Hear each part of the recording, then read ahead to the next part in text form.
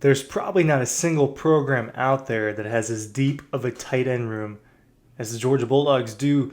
Let's take from Chris Hummer of CBS Sports. It's a take that I agree with. This is a room top to bottom that, from a recruiting standpoint, from a ranking standpoint, it there's no competition in terms of the depth, and it's a group that also features players with a ton of experience, right? And guys that have played the last couple of years.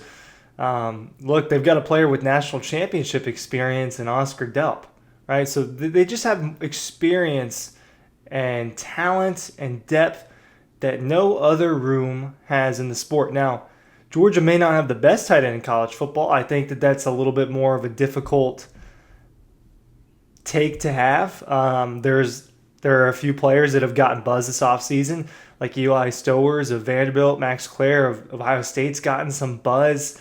Platt, the tight end from Texas A&M, has gotten some buzz.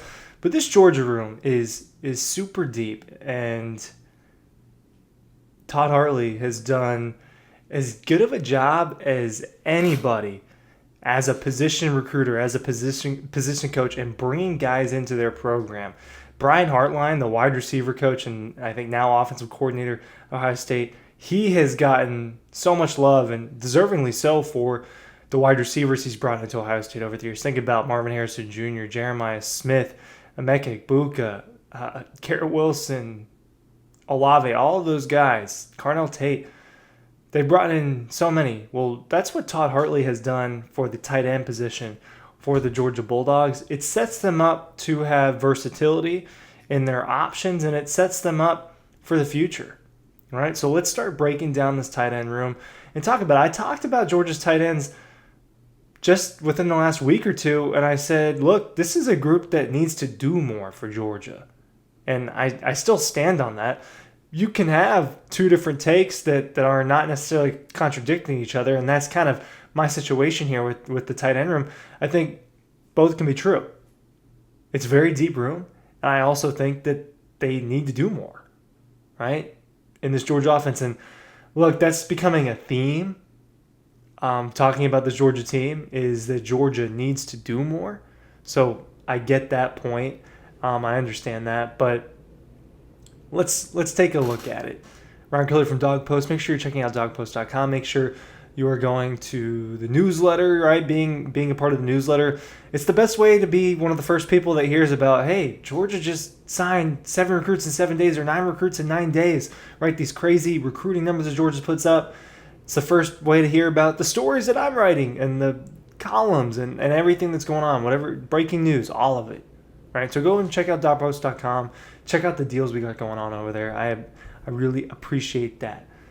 It starts with Oscar Delp in this tight end room. He's entering year 4. He's the returning senior. He was on a national championship team in 2022. He has bulked up over the course of his Georgia career. He's taken on different roles. He's been the third tight end in 2022. He's been the second tight end in 2023. Behind Brock Bowers. He's been the number 1 tight end, right? A couple of times in 2023 when Bowers was hurt, and then again in 2024 he was Georgia's starting tight end, and he's taken on different roles. This is a guy that was a big-time receiving tight end in high school in Forsyth County in Georgia, and he gets to Georgia. He's kind of skinny, he's tall. They bulk him up. They use him more in the blocking game. They make him into a more complete tight end, and he has become that. Production wasn't there last year, right? 244 yards off the top of my head. Let me confirm the numbers. 24 catches for 248 yards and 4 touchdowns. 21 for 248 and 4 touchdowns. Those were the final numbers. 21 for 248 and 4 touchdowns. A lot of that production didn't come until November. We've talked about that. It took Oscar Delp a long time to get going. Now, he made a key play against Texas in October. He made key plays in the SEC championship game, some pivotal catches in overtime when Gunnar Stockton was out there. He balled out against Tennessee in that primetime game between the hedges, between top 11, top 12 programs. He made a statement in that game with multiple touchdowns. So he's been important in important spots.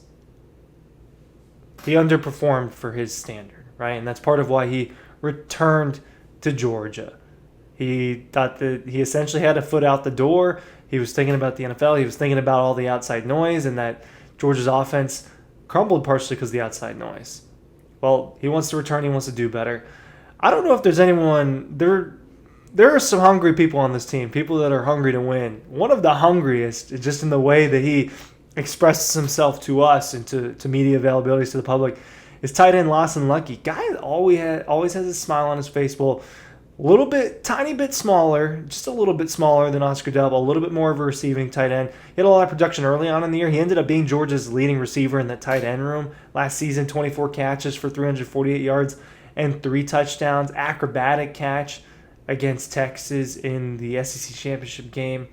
Another acrobatic catch against Alabama in that shootout, part of the comeback for Georgia where they end up losing that game. But Lucky, now he'll be entering year 3. He was a starter alongside Oscar Delp a season ago. He didn't play much in the 2023 season, his freshman season, but him and Delp are going to be looked at as leaders on this football team. When I talk about he's the hungriest, he's one of those players where I've heard out of him multiple times in media availability. He's like, I want a national championship for myself. There's been players on the team that have won national championships, and now most of them are gone, right? And none of the really key contributors from the back-to-back national championships are still around. They're all out, pretty much. Well, Lawson Lucky has said, I want mine. I want to win a national championship. I got here after they won, right? So between Lucky and Delp, you've got a starting duo. It's hard to beat, right? There will be good starting tight ends in the sport, but in terms of a duo, in terms of guys you're putting out there at the same time, it's hard to beat. What do you have behind them? Well, behind them last year, you had transfer Benjamin Urasek, and there were hopes that he was going to be another contributor. He doesn't really do that much. 15 catches throughout the whole year, and he just didn't really contribute in a big way.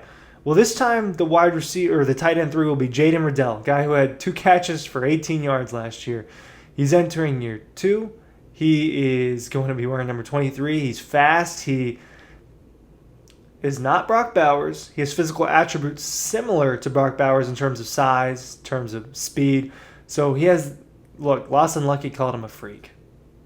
And now these teammates are nice about each other, right? They're not roasting each other, they're not saying things negative in the media, but this is a guy who displayed his skills a little bit at G-Day. I think that he is someone that will make a few plays this season. He's going to be out there. He's going to be rotating in. Oscar Delp and Lawson Lucky aren't going to play every snap, and part of that's going to be because Jaden Riddell is out there. High 4-star guy from the 2024 class, and they've got another guy from the 2024 class in Colton Heinrich who doesn't get as much buzz as the other guys, and I won't talk about him as much because I don't know if he'll be a contributor in the future as much, but another body in that room. Then you get to this 2025 class, and you talk about 5-star Elias Williams. 6'6", 6'7", tall, lanky, fast, a very unique target that they'll probably have down in the future. A guy that I don't think is quite ready yet at the tight end position, played more than just tight end in high school. He played edge rusher, he played some defensive back, he did a lot of things. And I got to see that. Didn't see him do too much when I went out and watched him against Mill Creek in 2023 when he was just a junior. But Elias Williams, a 5-star talent that provides them some future. His depth right now, I don't think he'll really get on the field, but someone in the future to be excited about. And then there's Ethan Barbour. Shorter, about 6'3", a little bit stockier, athletic tight end who high 4-star. It's just another guy, right? Went to Milton, another guy. They've got all of these tight ends, and they continue to recruit them. And Todd Hartley is doing this over and over. And this is after Brock Bowers. This is after Darnell Washington, right? They've had Isaac Nada in the past. Now they've got like all these guys on the roster at once. It's the deepest room. That take is one that I agree on. Now, is it the best? It's a different question. It'll be a little bit up to how they play. And I think for Gunnar Stockton, they want to use the tight ends. And I think they'll use the tight ends a little bit more this season. I think that's something that you're going to see. And I think that it's going to matter. Look, Oscar Delp returned for a reason. Lawson Lucky's hungry. I think Jaden Riddell is an athletic freak, and the depth they have behind those guys is not depth that you'll find at other places. So deepest room in college football, I tend to agree. I think that that's the truth for a couple rooms. We'll talk about one of the other ones in the near future, and I appreciate you watching. Links are in the description down below.